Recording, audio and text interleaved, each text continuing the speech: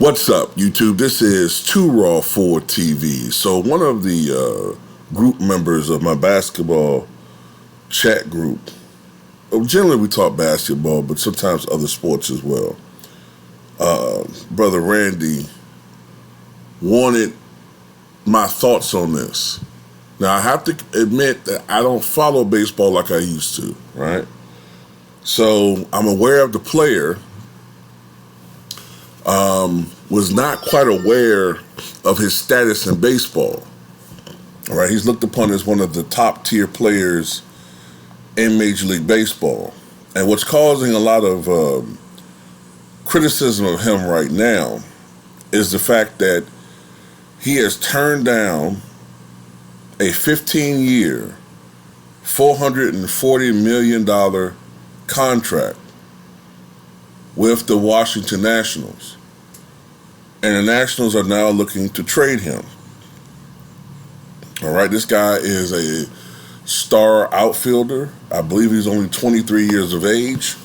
He's already won a batting title. He gets on base. He's a guy that many of us will consider a generational talent. All I'm going to say is, 15 years, $440 million. That's a long time to be locked into one team. And that could be part of why, he chose not to accept this deal. Also, he's probably looking at the fact that on average, that's $29 million a year, right? From what I could tell from reading about the contract, his deal would be backloaded, whereas most of the money would come in the latter years of that contract.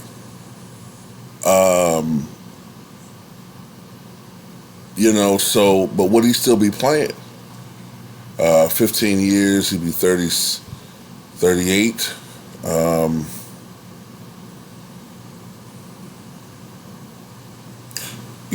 I don't know. That's a lot of money, though. It's the richest contract in Major League Baseball history. But I'm thinking a couple of things with Juan Soto. It may be the fact that he wants to win. Maybe he has some uncertainty about this roster as he gets older. Maybe he doesn't want to be a guy who's putting up great numbers on a bad team.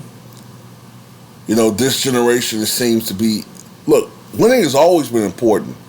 But in today's generation, it seems like if you are not winning, or you haven't won a World Series, or you haven't won an NBA championship, then somehow your career is a failure.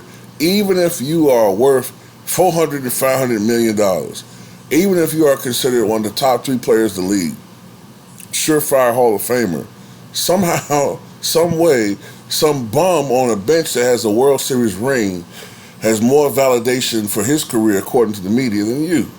So there's a lot of pressure with that. I just read that there may be a change in ownership with the Washington Nationals. So there's some uncertainty with that. With a new owner coming in. And so I can understand. I can understand that he's betting on himself. He doesn't want to make the same mistake that a Scottie Pippen made, where when you signed a contract, it was a great one, but the market changes over years. $29 million a year sounds great right now, as far as baseball money is, but maybe 5-6 years from now, maybe the market for a guy like Juan Soto just entering his prime, maybe he can ask for $40 million a year. Maybe the baseball market's changed at that time. Maybe $44 million a year. But then he'll still be locked into a contract where, on a per year basis, he's being underpaid. So those are some things I'm thinking about. maybe that's why he has rejected the trade. I do know this though. He better hope and pray that he doesn't get hurt. He better hope and pray he doesn't get hurt, because if that happens, if we have a situation where he has the same injury problems as, say, a Mo Vaughn or an Albert Bell, at least, even though those guys were a lot heavier. But if he has, something like that happen, or his game just falls apart or whatever, and by age 29, 30, he's going to be kicking himself that he doesn't have that contract to lean on, But anyway, that's my thoughts on it. Matter of fact, I even forget whether or not baseball contracts are guaranteed or not. I've forgotten. I don't think they are. Of course, we know with football they're not.